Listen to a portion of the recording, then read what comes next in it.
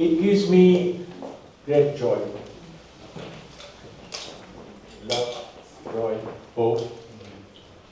So it's with great love and affection, which is sincere, that I am honored, and I genuinely mean honored, because it is a rare, if ever, in one's lifetime that you get the chance to introduce such an important person. His Excellency, the Deputy High Commissioner, Philip Matthew Rukikere, is here with us physically to support us, and also being the second highest officer of the High Commission in London, to come to Sheffield is a big honor for us.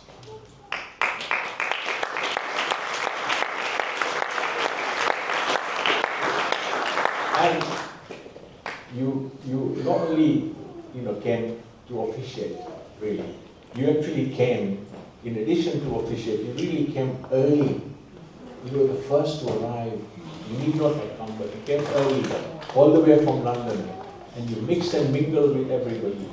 And we are very, very fortunate to have such an open, welcoming, and interactive representative of the government of Uganda. So, before I steal his thunder, can I please ask you once again to give him a thunderous round of applause.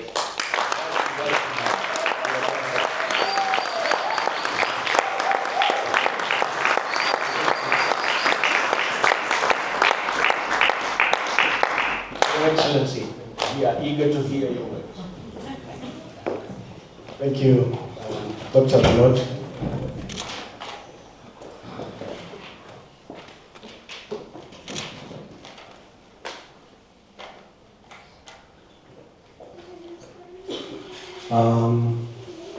Our host, Pastor Andrew Kenya, Dr. Manoj, MBE, Pastor Hakim, Alpha Omega Church, the Lord Mayor of Sheffield, Deputy Lieutenant, South Yorkshire, Police Superintendent, Paul Ferguson. I would like to also recognize a few other people. Maurice Benina, Eye Health Africa, the exhibitors and partners and sponsors here. Before I read, we have prepared remarks on behalf of the Uganda High Commission and the High Commissioner. I just wanted to say one or two things. First of all, I want to thank Alpha Omega Church and Pastor Kenya and his team for your service to the community and bringing people together. I mean, you have people from all walks of life here. I've seen people from different parts of Africa. You're from Uganda, and you've been supporting the Ugandan community. But I see other communities here from different parts of the world and different parts of Africa. So thank you so much for your service in that regard.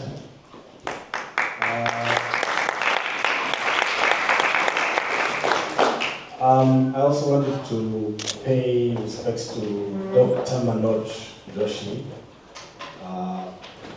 who is the president of Uganda EU-UK Association, a very important association that brings Ugandans in the diaspora together, regardless of status, political affiliation. It's an umbrella association, and he has done huge work and made a huge contribution to the Ugandan diaspora and continues to do so. So thank you so much, Dr. Manoj. Also, I wanted to mention, before I read my remarks, and thank Eye Health Africa, which is very important, doing very important work.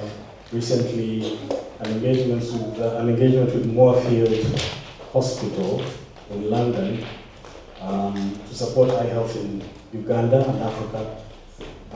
Some of the representatives are here. They've done a lot of work recently. The Director General of Uganda Investment Authority visited Moorfields Hospital about a week ago and discussed the establishment of a facility in Uganda to cater for eye health. And we are confident that this project will take shape in the next few years. And so I'd like to thank Maurice, Primrose Magala, and Penina and the team for their very good work. Just thank Sheffield Police. We listened to their philosophy around community policing, and want to thank them very much and encourage them to continue to support our communities with that very positive community policing approach and philosophy. Thank you. I bring greetings from the High Commission, Her Excellency Elisha McValley, who fully supports the activities of the Alpha Omega Church and recognizes its importance in the community as we celebrate Uganda's 63rd Independence Day.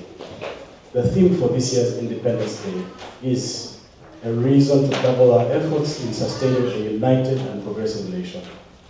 In line with this theme, I wish to highlight the Church's significant role in promoting national unity, including promoting dialogue, harmonious coexistence, peace, and advocating for good governance. We are aware that Alpha and Omega Ministries organizes community-focused activities and programs, encouraging sharing, fellowship, and association among people regardless of their social, economic, or political background. And we are grateful for this service by the ministry, particularly to the Ugandan community in the UK. The High Commission also wishes to raise the issue of youth development, which we consider a priority. It is important to impart positive values to our youth, who will be future leaders, particularly as the youth are now more influential in society due to their knowledge of the fast-changing technology environment which dominates society today.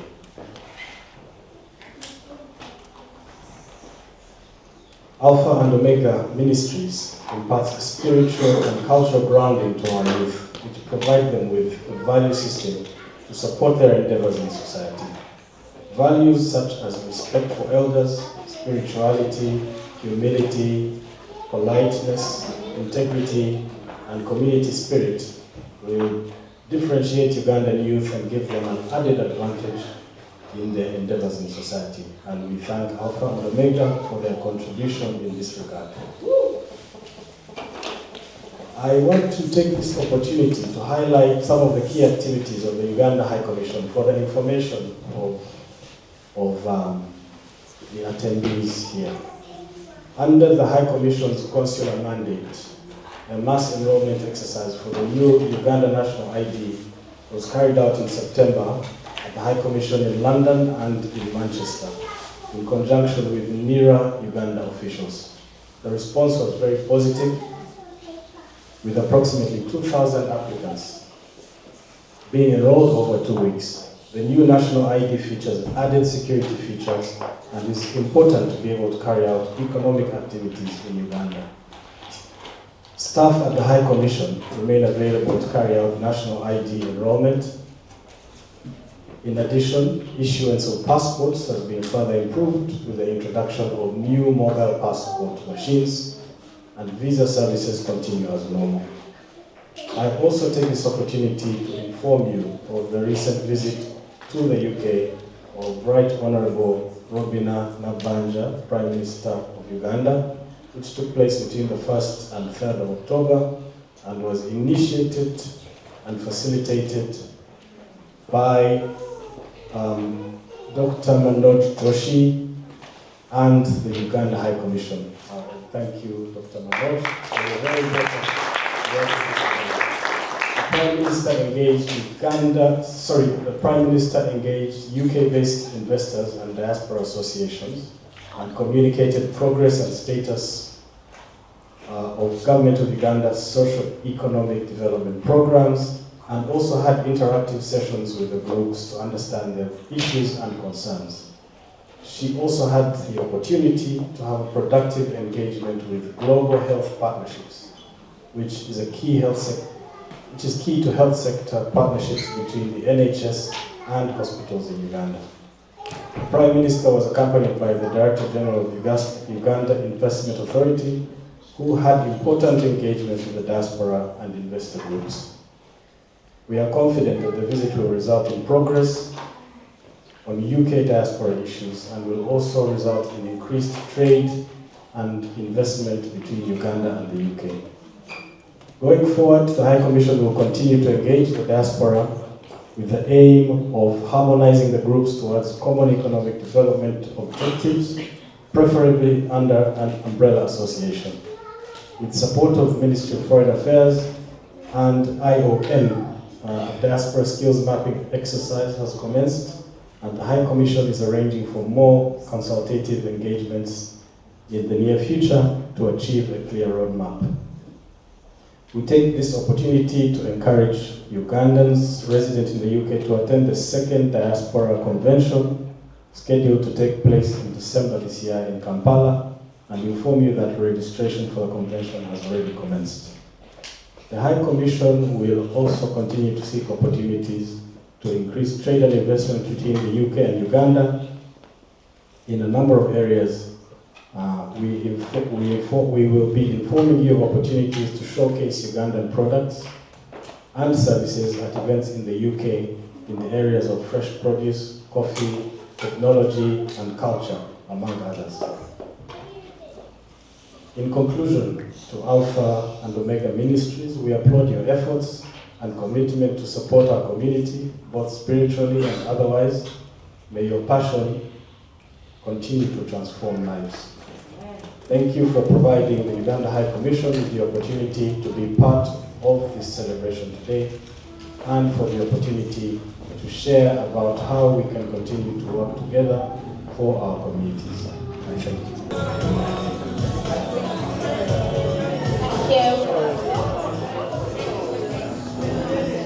Thank you. Just join. 210.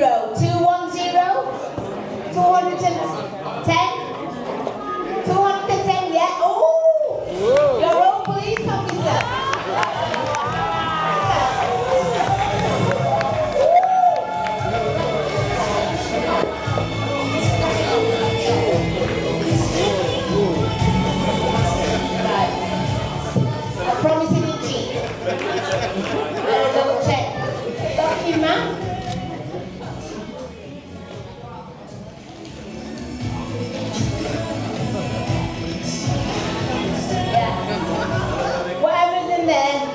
Police force ready.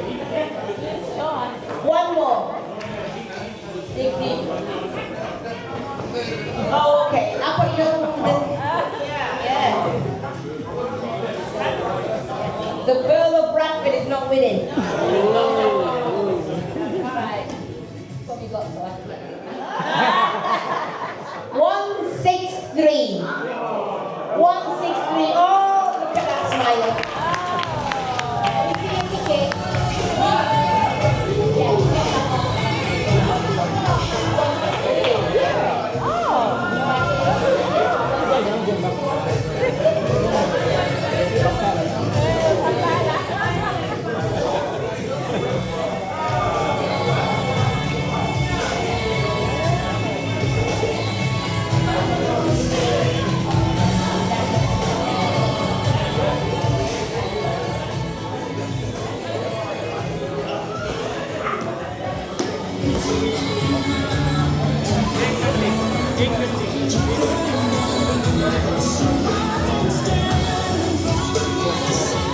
Thank you very much. Yeah, yes. Yeah, we wouldn't like you to leave your presence. That's why we actually stopped the raffles, so we can honor your time before you leave. We don't believe in a culture. Our culture, you come in empty, you leave fully loaded. So everyone has to be fully loaded. So I will just use maybe a minute of your time to ask Pastor Hakim to come and hand over. What's your favorite animal? In any animal in Uganda you can think of. Zebra. Zebra. Yes. Someone come and get Zed from there, please, as quick as we can. There is a Zed. Kaylee, come. Kaylee, come. Let's be quick.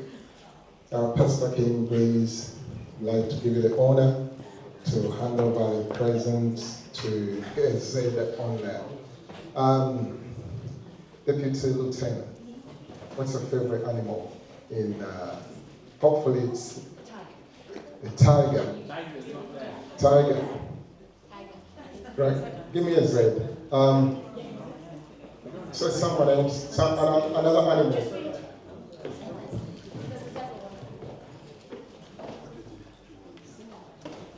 So Lord Mayor, this is our Father in the Lord. Everyone has spoken about Alpha and Omega, everyone has spoken about Pastor Andrew, but this is the man behind Pastor Andrew. So please give him a very, very nice hand. He's the man who's nurtured me. The man who's trained me, who's mentored me. So any hand clap you give me, please reserve the most for him.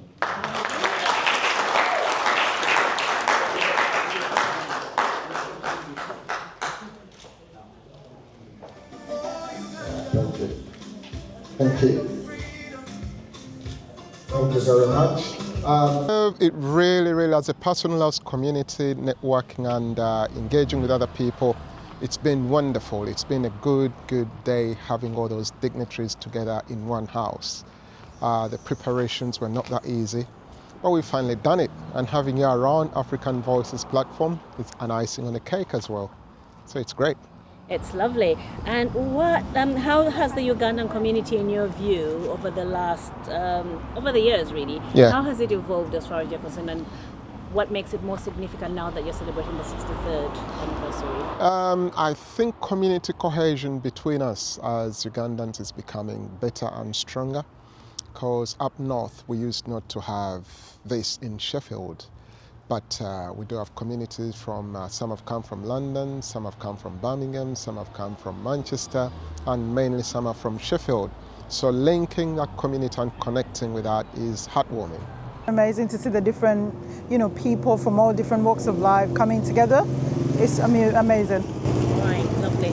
And how do you use your platform to celebrate and uplift African culture? Well, it's more of an inspirational platform. For example, speaking for people that maybe their voices can't be heard, or maybe they are sort of disadvantaged, or maybe placed in different areas that they can't actually reach. So I use my platform to amplify those voices of those that are not be heard.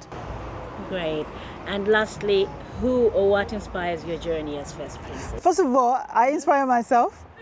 My life experience, what I've been through, inspires me a lot. And as well as, I'm going to pick one name. Am I allowed? Go ahead. Oprah Winfrey. She inspires me a lot. She's been through a lot, and yet she still does a lot. So that's my inspiration.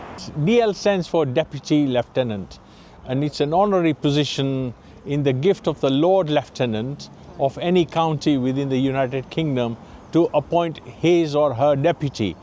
I am very blessed to be appointed a Deputy Lieutenant to assist the Lord Lieutenant of West Yorkshire to carry out his duties.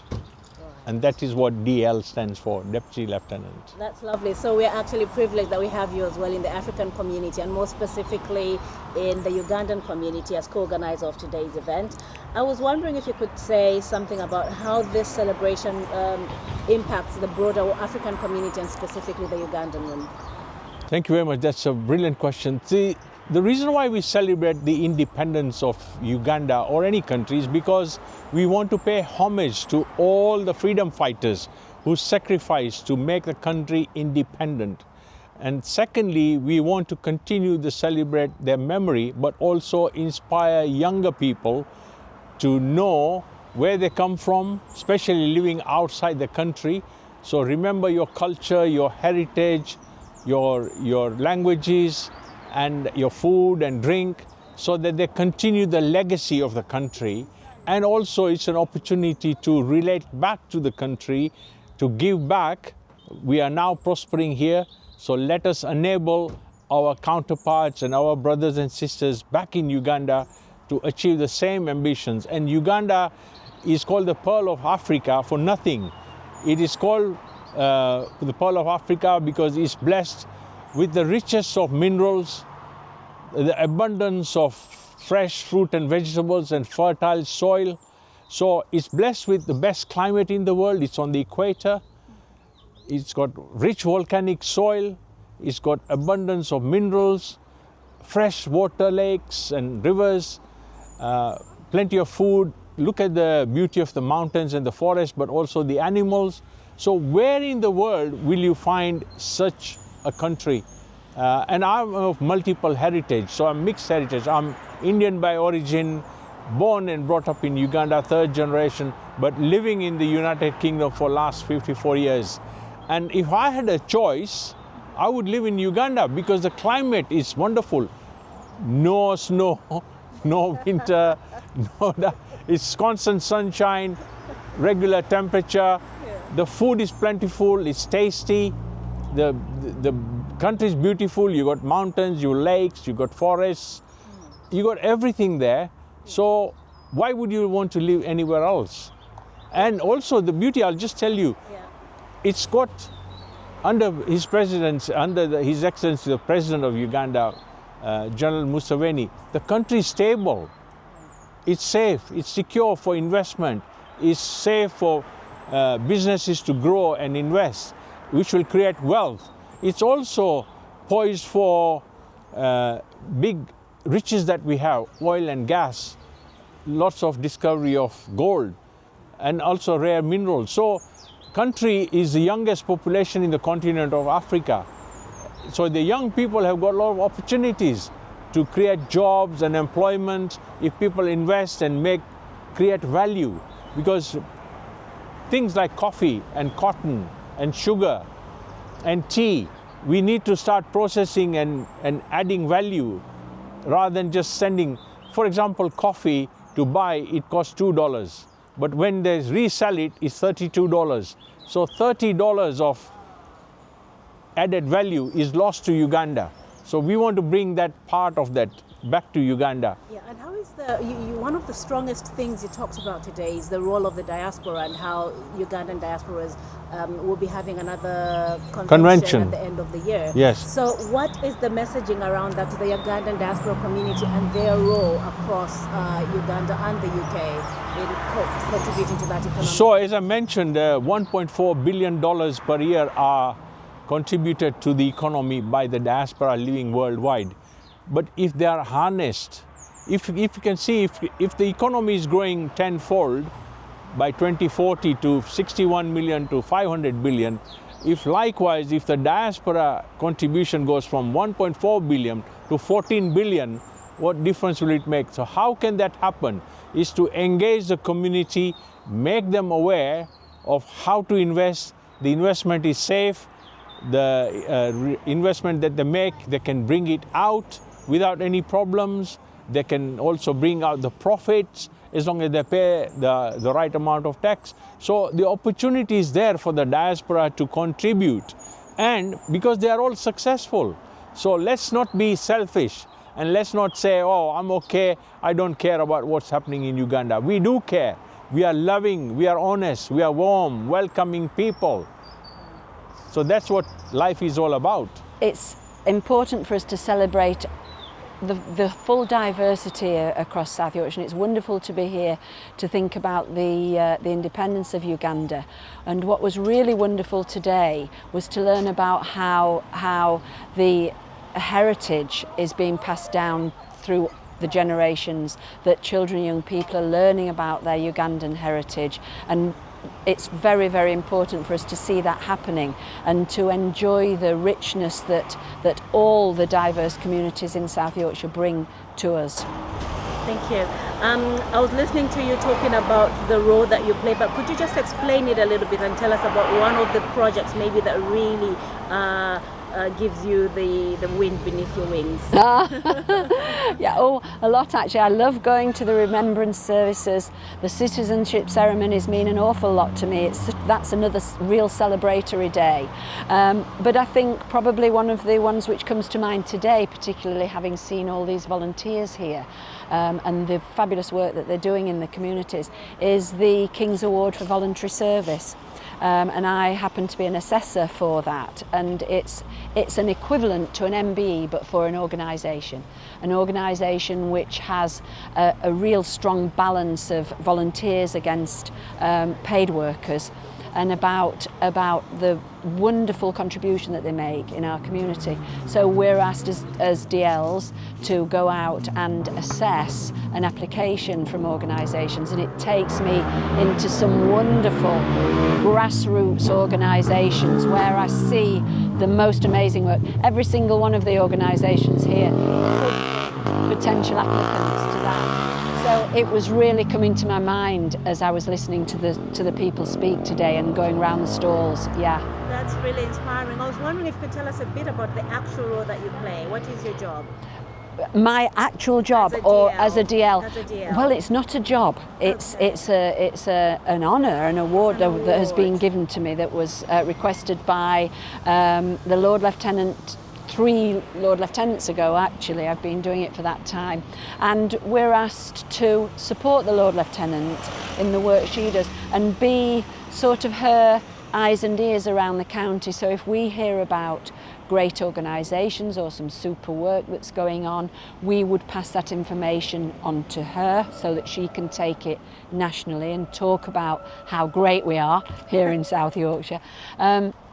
And just really to support her in that work. And you know, we talk about a lot of things. We talk about social cohesion, we talk about the climate, we talk about all the things that are topical. We are non-political. It is a role that is completely neutral in terms of politics, which suits me because I don't know enough about it anyway. I'm a humanitarian, I think. Lovely. It's been lovely talking to you. And you, thank you. It's been a real pleasure today. It's been an opportunity for me as the police force to come and meet with the Ugandan community, actually beyond the Ugandan community, people from all different communities here in Arbourthorne today. It's an old phrase, the police are the public and the public are the police. What that means is that we're not, we live in a very diverse society, and we need people who look like who look like the community, and the community look like us. So we want people to respect us, to work with us, and we want to have people from all walks of life and society working as part of us, so that we're as diverse a police force as the public that we serve. That's what we're trying to achieve. It's been really good today just to meet people and talk to people and get to know each other a little bit better. That's wonderful. And lastly, what message would you like to share about community and police collaborations? Wow, it feels like some challenging times at the moment, doesn't it? We feel like we're having a rough period in social harmony. Together, it's a really cliched phrase, but together we are stronger.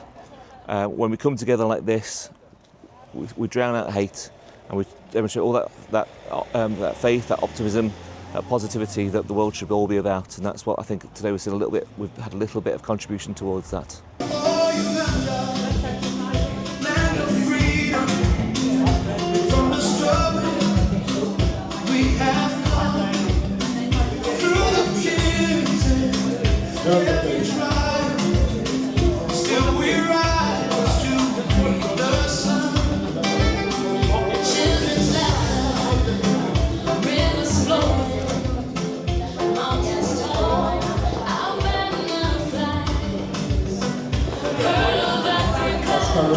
Forever shining, hope and beauty.